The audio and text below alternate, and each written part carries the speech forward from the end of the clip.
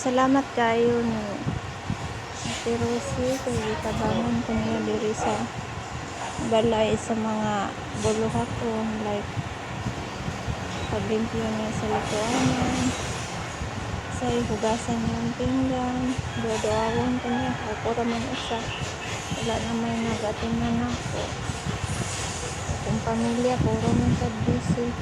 Ang anak ko asad sa banda Domingo ron mauli ra sa taon.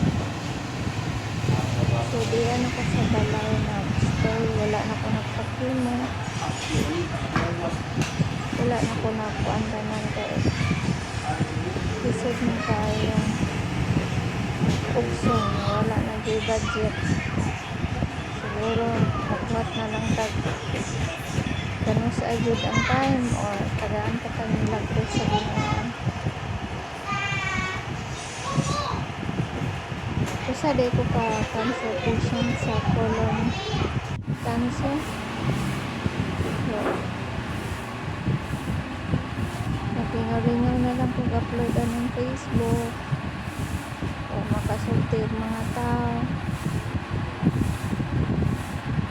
Salamat kaayo sa mga natabang sa expenses na po sa mga bills naman noon ko naman noon yung tabang like so sa kaap.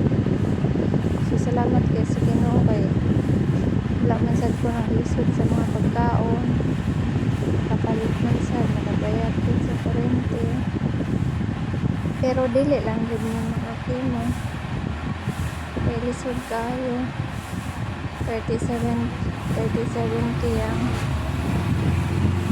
kimo niya, wala ko kimon sa usa ka buwan plus dugo baso. Ina lang nato pugso no, naamay mga hinabang pero tambal ra siya kutob so dat man makayo kinanglan man di cash. Ubisan pa man sa tanan, napasalamat gyapon ko sa Ginoo kay makaabot ko ang ilaran. Salamat kayo. Nagpasalamat sad ko sa mga igsoon sa kumpares kay naasad sila nga ang musta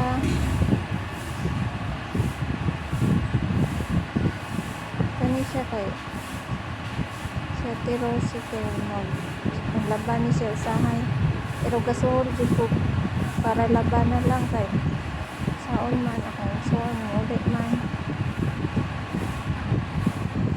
isod man sa good kung stay siya niya o siya income